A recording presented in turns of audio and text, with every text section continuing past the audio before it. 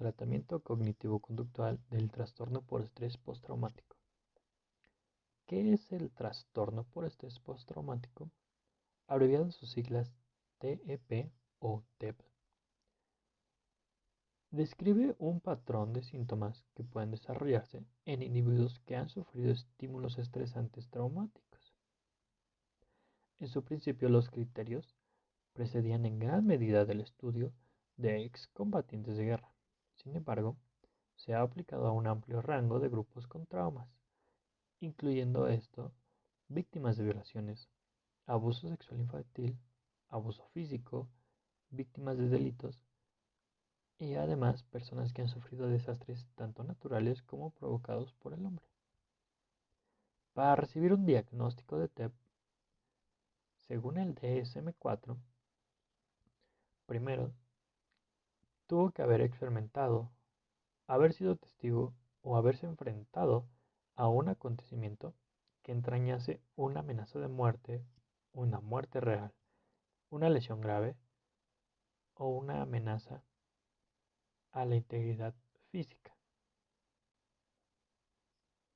En segundo lugar, la respuesta del individuo al acontecimiento tuvo que incluir un miedo intenso, indefensión o terror. De este modo, un acontecimiento se define como traumático cuando ha implicado la muerte o una lesión grave o la amenaza de muerte o lesión y el individuo experimenta un fuerte efecto o afecto negativo en respuesta al suceso. Por otra parte, y desgraciadamente, hay eventos traumáticos entre comillas comunes, como el abuso infantil, la violencia en la pareja o familia y las agresiones sexuales debido a su elevada frecuencia. Además de que existen manifestaciones conocidas como síntomas que se distribuyen en tres amplias categorías. Tenemos recuerdos invasivos, síntomas de evitación y falta de sensibilidad y por último la hiperactivación fisiológica. Veamos primero los recuerdos invasivos. Se consideran recuerdos invasivos por las siguientes características, además de que consiste en que el acontecimiento traumático se revive de alguna manera. Estos recuerdos del trauma pueden invadir la conciencia una y otra vez, sin aviso, que sean repentinos y sin señales desencadenantes que los provoquen. Otro tipo de recuerdos que se tienen son en el estado de vigilia e incluyen recuerdos retrospectivos o llamados flashbacks, es decir, experiencias intensamente vividas en las que el malestar psicológico y el temor traumático originales son reactivados y revividos. Estos recuerdos invasivos pueden ocurrir también durante el estado de sueño bajo en la forma de pesadillas con contenido relacionado con la situación traumática.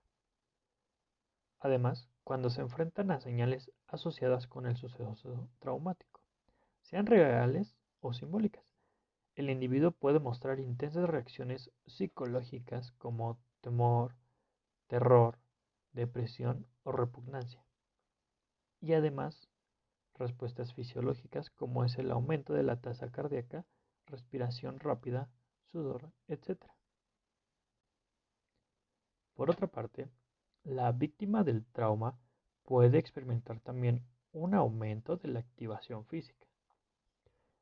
Esto sugiere que el individuo está en un continuo estado de lucha o huida, similar al modo en el que el cuerpo del individuo respondió durante el acontecimiento traumático real. Es decir, el individuo está preparado para reaccionar ante nuevas amenazas de peligro, incluso en situaciones relativamente seguras.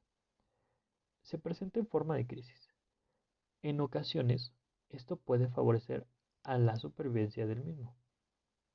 Sin embargo, en cuanto estado constante, esta hiperactivación interfiere con el funcionamiento diario y conduce al agotamiento. Mientras se mantiene en esta condición, el individuo gasta una gran cantidad de energía escrutando el ambiente a la búsqueda de señales de peligro, es decir, permanecer en un estado de hipervigilia. Por lo tanto, puede ser probable que el sujeto tenga perturbaciones del sueño, una disminución de la concentración, irritabilidad y una hiperactividad ante determinados estímulos. Por otro lado, los síntomas de evitación y la falta de sensibilidad van a reflejar el intento del individuo para conseguir un distanciamiento psicológico y emocional del trauma.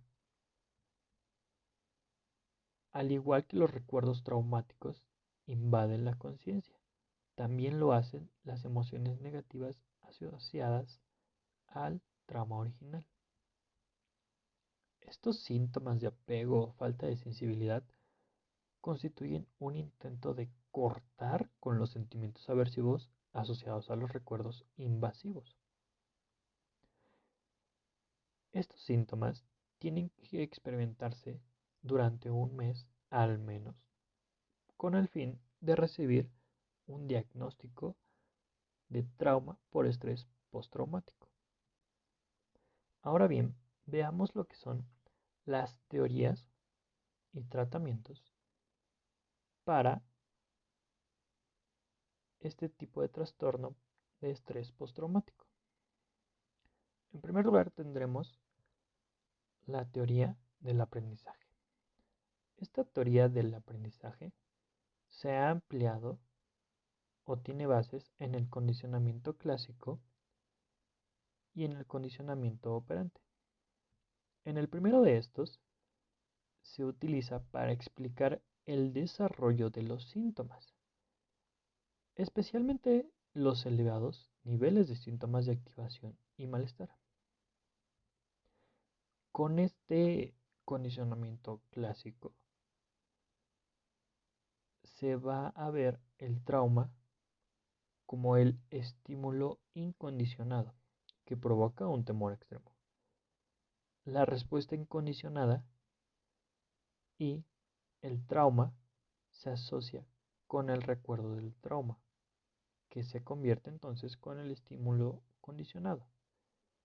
Es decir, cada vez que se recuerda el trauma, dicho recuerdo provoca un temor extremo que se convierte en la respuesta condicionada. Del otro lado tenemos al condicionamiento operante. Este se utiliza para explicar el desarrollo de los síntomas de evitación del trastorno, además del mantenimiento de esos síntomas a largo plazo, a pesar del hecho de que el estímulo incondicionado o estímulo estresante traumático no vuelva a ocurrir. Dicho esto, se entiende que, debido a que el recuerdo del trauma provoca una ansiedad extrema, se evita el recuerdo del trauma y el resultado es una reducción de ansiedad.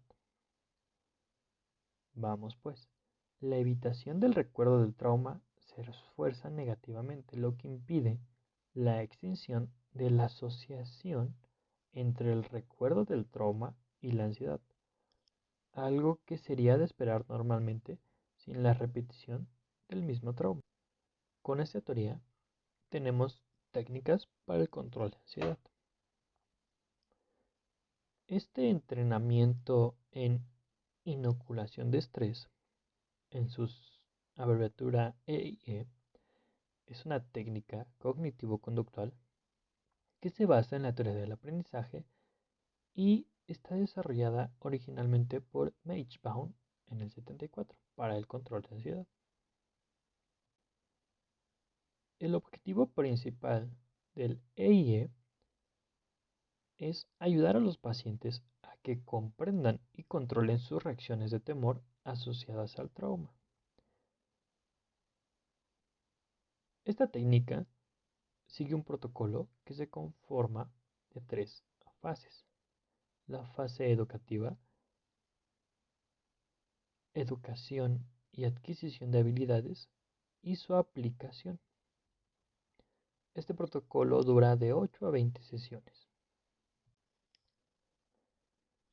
Durante las primeras sesiones, que son las dedicadas a la fase educativa, hay un tratamiento e información sobre el desarrollo de las respuestas de temor basándose en la teoría del aprendizaje. Esto para dar a conocer la activación del sistema nervioso simpático. Se enseña al paciente la relajación muscular progresiva y se le pide que la practique en la sesión y como tarea para casa. El terapeuta ayuda también al paciente a identificar las señales que desencadenan las reacciones de temor. En sesiones siguientes se repasa esta información y se presenta otra más detallada sobre las respuestas específicas de temor tal como se manifiestan en tres canales. El primero de ellos es la vía fisiológica, es decir, el cuerpo. La segunda son las respuestas cognitivas o la mente. Y la tercera son las respuestas conductuales, es decir, las acciones. Como tarea en esta primera fase, el paciente tiene que practicar la relajación muscular progresiva e identificar las señales que desencadenen las respuestas de temor. En la segunda fase de tratamiento, es decir, en la adquisición de habilidades, el paciente aprende una serie de habilidades de afrontamiento para controlar las respuestas de temor identificadas en los tres canales de respuestas ya mencionados. Estas incluyen normalmente la respiración diafragmática, la detención del pensamiento, el ensayo encubierto, el diálogo con uno mismo dirigido y la representación de papeles. La relajación muscular progresiva y la respiración diafragmática tratan de ayudar al paciente a que se relaje a lo largo de una serie de situaciones provocadoras de ansiedad. Se emplea la detención del pensamiento para controlar los pensamientos evasivos u obsesivos que favorecen la ansiedad. El diálogo con uno mismo dirigido y la reestructuración cognitiva ayudan al paciente a identificar los patrones de pensamiento irracionales, erróneos o desadaptativos y a sustituirlos por cogniciones más positivas y adaptativas. Finalmente, la representación de papeles y el modelado encubierto abordan la evitación conductual. Por último, y en la tercera fase del tratamiento, el paciente aprende a aplicar estas habilidades de afrontamiento a situaciones de la vida cotidiana que provocan ansiedad. Hay pasos de la inoculación de estrés que incluyen evaluar la probabilidad de que ocurra el acontecimiento temido, controlar la conducta de evitación con la detención del pensamiento y el reflejo tranquilizante, controlar la crítica hacia uno mismo por medio de autodiálogo dirigido y la reestructuración cognitiva, llevar a cabo la conducta temida utilizando las habilidades de solución de problemas y las habilidades aprendidas por medio de la representación de papeles y el modelado encubierto, y por último, reforzarse a sí mismo por utilizar las habilidades en la situación temida. Y ya para terminar, antes de concluir el tratamiento, el terapeuta ayuda al paciente a generar una jerarquía de acontecimientos temidos no abordados directamente en la terapia y en los que se seguirá empleando las habilidades aprendidas.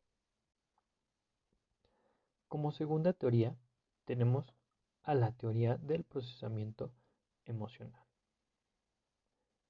Aquí explica los síntomas invasivos, es decir, los recuerdos reiterativos del trauma que invaden los pensamientos de la víctima en estados conscientes y no conscientes, ya que los individuos que han sufrido estímulos estresantes traumáticos desarrollan estructuras de temor que contienen recuerdos del acontecimiento traumático, así como emociones asociadas y planes de escape. Desde este punto de vista, el trastorno por estrés postraumático surge debido al desarrollo de una estructura de temor interna que provoca la conducta de escape y evitación. Es decir, cualquier cosa asociada con el trauma podría evocar el esquema o estructura de temor y la posterior conducta de evitación.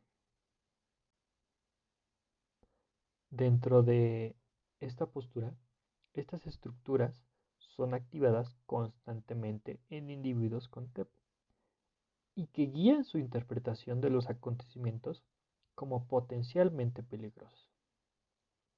Bajo esta teoría, la exposición reiterada al recuerdo traumático en un ambiente seguro dará como resultado la habituación del temor y el cambio posterior de la estructura de temor.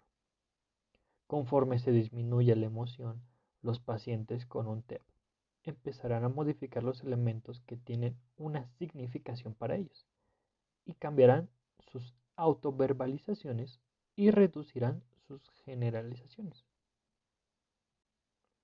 Con esta teoría tenemos técnicas de exposición. Dentro de estas técnicas de exposición vamos a ver que incluyen la inundación o exposición prolongada y variantes de la desensibilización sistemática.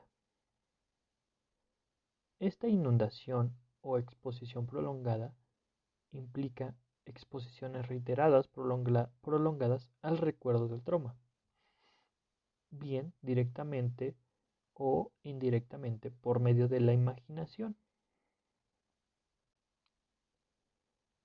La inundación o exposición prolongada implica exposiciones reiteradas, prolongadas al recuerdo del trauma, ya sea directamente o indirectamente por medio de la imaginación. Además de que se puede llevar a cabo directamente, es decir, en vivo, o indirectamente, in vitro.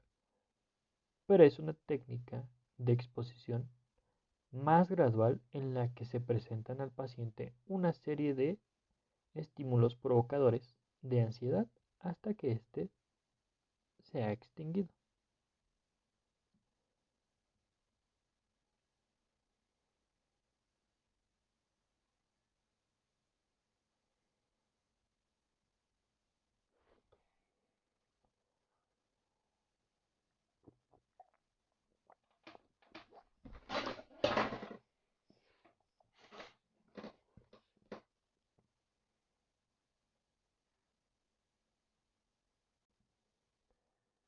Durante las sesiones de terapia se le pide al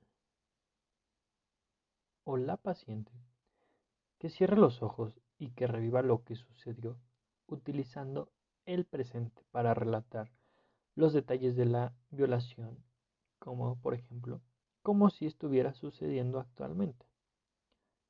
Y el terapeuta pregunta cada pocos minutos durante la exposición en la imaginación por sus evaluaciones. Se le pide también que proporcione tantos detalles como le sea posible. Esto incluye detalles sensoriales como olores, sonidos, qué dijo el agresor, etc., así como las emociones y las sensaciones físicas vividas. Esto se realiza durante 60 minutos en la tercera sesión y durante unos 45 minutos de las sesiones posteriores. Normalmente, la historia se repite 2 o 3 veces en cada sesión, dependiendo de la duración de la historia. Estas sesiones se graban y los pacientes las escucharán entre sesiones, manteniendo un registro de sus niveles de ansiedad utilizando una medida. Para esto se espera que la ansiedad sea elevada durante las exposiciones iniciales y con la repetición de las exposiciones en un lugar seguro, la ansiedad disminuye. La asociación entre el recuerdo del trauma y el temor se van rompiendo. Como tercer teoría, vamos a tener a la teoría del procesamiento de la información.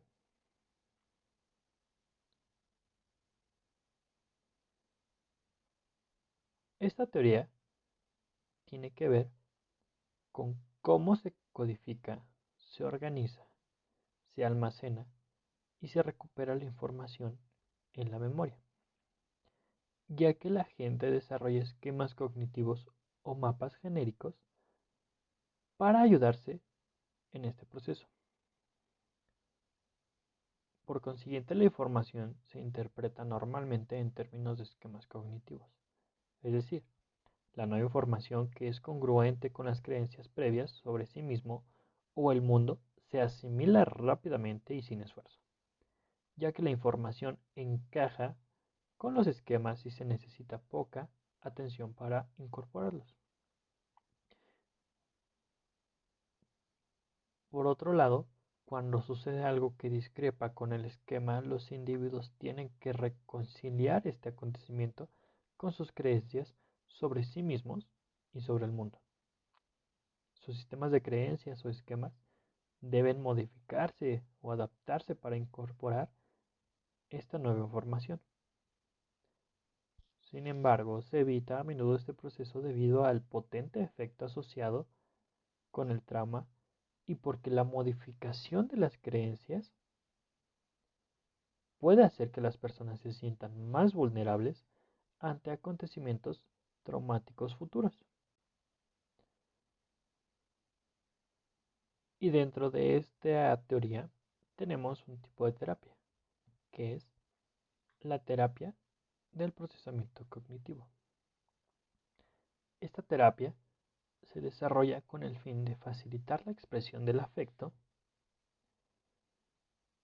y la adaptación apropiada del acontecimiento traumático a los esquemas más generales sobre uno mismo y el mundo. Esta técnica o terapia primero se presenta de una forma educativa en donde se describen los síntomas del TEP y se explica a la luz de la teoría del procesamiento de la información para que el paciente considere qué es lo que significa para ellos el que les haya ocurrido el acontecimiento traumático. Además de que se les enseña a identificar la conexión entre acontecimientos, pensamientos y sentimientos.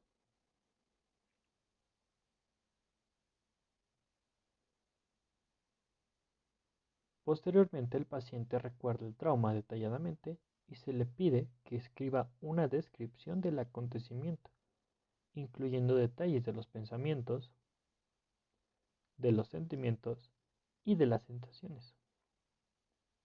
El paciente lee dicha descripción ante el terapeuta y lo vuelve a leer diariamente. En la fase de cuestionamiento cognitivo, el terapeuta enseña al paciente a hacer preguntas sobre sus suposiciones y autoverbalizaciones con el fin de empezar a refutarlas. Se le enseña también a utilizar hojas de trabajo para cuestionar de forma sistemática y reemplazar las creencias y pensamientos desadaptativos.